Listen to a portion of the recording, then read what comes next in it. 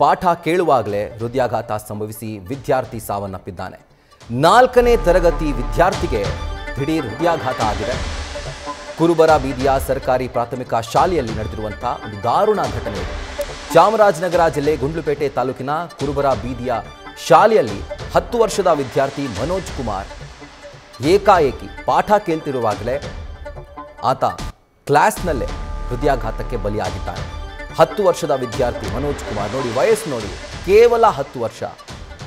ಕ್ಲಾಸಲ್ಲಿ ಕೂತ್ಕೊಂಡು ಪಾಠ ಕೇಳ್ತಿರುವಾಗ ಹಠಾತ್ ಹೃದಯಾಘಾತ ಸಂಭವಿಸಿದೆ ಹಾಗೂ ಅಲ್ಲೇ ಈತ ಸಾವನ್ನಪ್ಪಿದ್ದಾನೆ.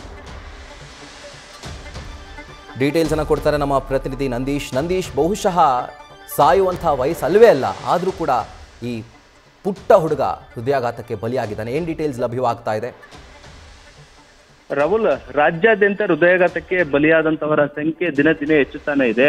ಅದರ ನಡುವೆ ಇದೀಗ ಮಂಡ್ಯದ ಚಾಮರಾಜನಗರ ಜಿಲ್ಲೆಯ ಗುಂಡ್ಲುಪೇಟೆಯಲ್ಲಿ ಒಂದು ರೀತಿ ಆಘಾತಕಾರಿ ಘಟನೆ ನಡೆದಿರುವಂತದ್ದು. ಅಂದ್ರೆ 10 ವರ್ಷದ ಬಾಲಕ, 4ನೇ ತರಗತಿ ಓದಿದಂತಹ ಬಾಲಕ ಕ್ಲಾಸ್ನಲ್ಲೇ ಪಾಠ ಕೇಳುವಂತ ಸಂದರ್ಭದಲ್ಲಿ ಹೃದಯಾಘಾತದಿಂದ ಸಾವನ್ನಪ್ಪಿರುವಂತದ್ದು. ಅಂದ್ರೆ ಗುಂಡ್ಲುಪೇಟೆಯ ಮನೋಜ್ ಕುಮಾರ್ ಏನಿದ್ದಾನೆ, ಆತ 4ನೇ ತರಗತಿಯನ್ನ ಓದ್ತಾ ಇರ್ತಾನೆ. ಇವತ್ತು ಎಂದಿನಂತೆ ಶಾಲೆಗೂ ಕೂಡ ಹೋಗಿರ್ತಾನೆ.